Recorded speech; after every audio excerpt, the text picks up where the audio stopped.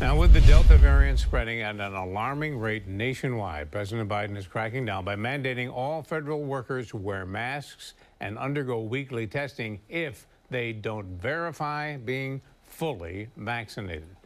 Good evening. I'm Don Alhide. Well, local cases climbing as well. 53 new cases reported today here in Monroe County. The positivity rate has ticked up as well. We're now at 2.3%. Local workplaces, too, considering whether to require employees to be vaccinated. Jane Chaco telling us what employers can do legally at this point. Jane? Well, Equal Employment Opportunity Law says employers can legally require their employees be vaccinated with some exceptions, and some companies are already doing it and are finding it makes business better.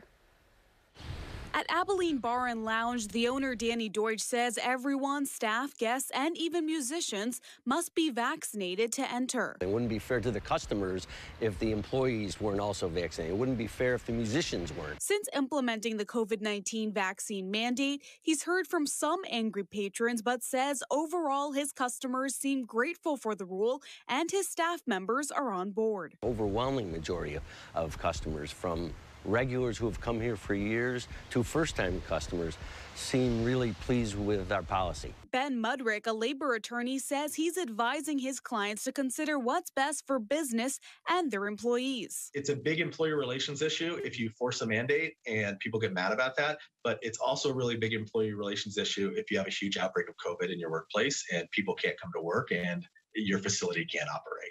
Employers are allowed to legally mandate the vaccine with some exceptions like medical or religious reasons. And while requiring vaccines work for some businesses like Abilene, it might not work for all. It's hard enough to keep employees right now or to find good employees. So any decision you make, especially a mandate, is going to have unintended consequences. That doesn't mean you can't do it. And quite frankly, it really is going to depend on you and your industry. Mudrick says employers are also allowed to fire employees who refuse to comply with their company's vaccine mandate and don't have a valid exemption. Depending on the type of industry that you're in or the work that you do, some employers may choose to take that drastic action. And there is some backlash against workplace vaccine requirements. The American Postal Workers Union says it is encouraging workers to get the COVID shot, but believes the federal government should not mandate vaccinations. Don? Governor Cuomo says COVID vaccinations will now be required for some state workers. We're taking the first major step down this road. We're saying in state hospitals, where the state is the employer, the frontline workers must be vaccinated, period. Good evening, I'm Don Alhide. Now, as infection rates creep up, the governor says all state employees must be vaccinated by Labor Day or be required to submit to regular testing on the job. And as we hear from Jane Flash tonight, he's also urging counties to look further at their own employees. He is, Don. Require vaccinations or require weekly testing. The governor can only suggest it to the counties, but he says the counties who pay the salaries can enforce that. Yet Monroe and Livingston counties say they, for now, will not be making that change. The governor cites the 2,200 new COVID cases across the state, about 100 times the number of just 1 month ago.